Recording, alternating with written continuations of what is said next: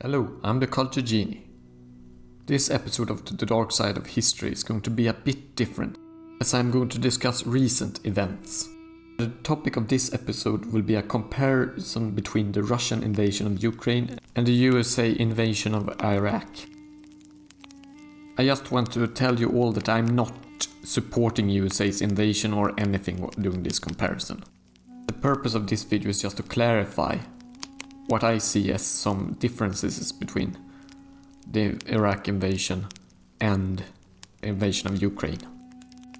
The reason that I will use the USA's invasion of Iraq as a comparison is because it is the most cited example of Western overreach and was probably one of the most badly justified wars in recent history and one of the most destructive. And the USA is the most powerful and most bellicose of the modern Western countries.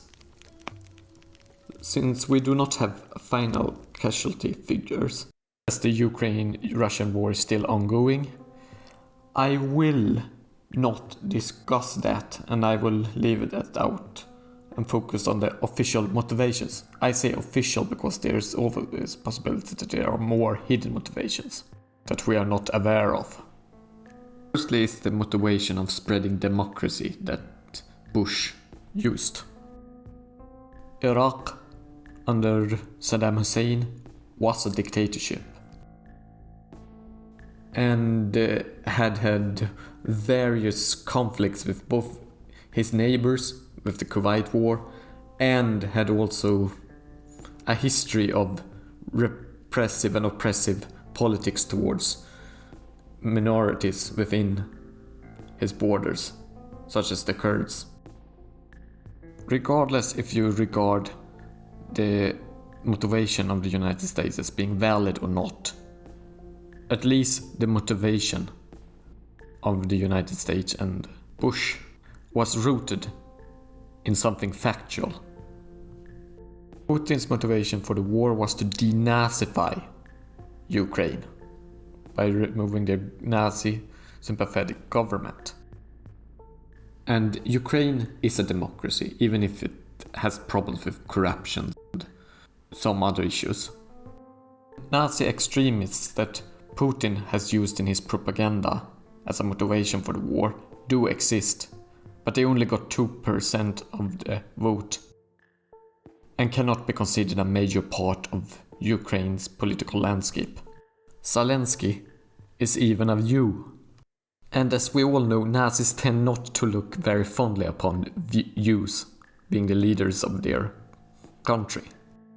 Thus, the entire motivation is based upon something non-factual. There is also the motivation of upholding the territorial integrity of the invaded state. Bush officially sought to restore Iraq to independence with territorial integrity as soon as the invasion was over, as no changes were made to the territory of Iraq. Putin had already before the outbreak of this Russian-Ukrainian war in the year 2014 taken large chunks of Ukrainian territory either to annex directly into the Russian Federation or to set up as Russian puppet states, with examples such as Crimea, Donbass, and the territories around Luhansk. In comparison, it would have been easy for the US to weaken Iraq by splitting off the northern Kurdish regions as an independent Kurdistan and making them a permanent American ally and dividing southern Iraq from the rest of the country along the Shia-Sunni divide. But no such move happened, and it was never stated as an official motive for war. Compare with Putin, who have said that he wants to free the quote-unquote independent republics of Luhansk and Donetsk in the Donbass region. On the subject of sovereignty, Iraq post the war was allowed to become a democracy, even if it was and still is a somewhat shaky democracy. And Iraq was even allowed to take decisions that directly harmed American interests, such as getting closer ties with Iran or selling its oil to China, with no immediate military consequences. Putin, on the other hand, insists that post-war Ukraine should have its policies dictated from Moscow. For example, Ukraine being prohibited from joining NATO or the European Union. Compare this to how the USA acted when France in the 60s said that they wanted to leave the NATO alliance. And France actually did leave NATO under Charles de Gaulle. In fact, the US generally doesn't respond to countries leaving its alliance with anything except symbolic measures. And Ukraine was never even officially allied to Russia in any way, since after the breakup of the Soviet Union and the Warsaw Pact. We also have the response of the UN to the motivations of both invasions, when they both have claimed their existing weapons of mass destruction in Iraq or Ukraine. The UN almost universally condemned Putin's invasion and all of his motivations in a crushing vote. While the UN never justified the USA's action, it did not condemn it by a large majority, and it did unanimously call for Saddam's government to allow weapons inspections before the war, which Saddam didn't allow to happen before the outbreak of the invasion. The UN did also authorize the formation of the Coalition Provisional Authority after the invasion. So the UN accepted that the new temporary government would be authorized as a legitimate government. The UN has not done the same with the breakaway republics in Luhansk and Donetsk.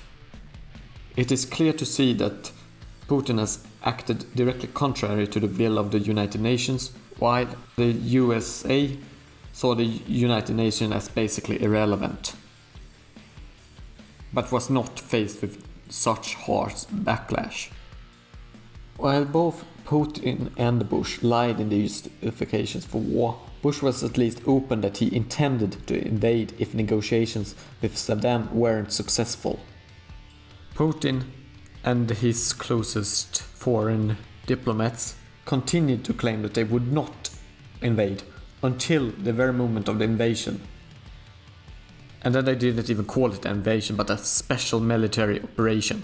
Again, I'm not trying to excuse any lies that USA also did in order to justify their invasion, or what USA did in Iraq, but I still think it's important to mention these differences in order to clarify that there are still differences between these two political situations and invasions. And there are probably a lot more I could mention, but I wanted to keep this video somewhat short.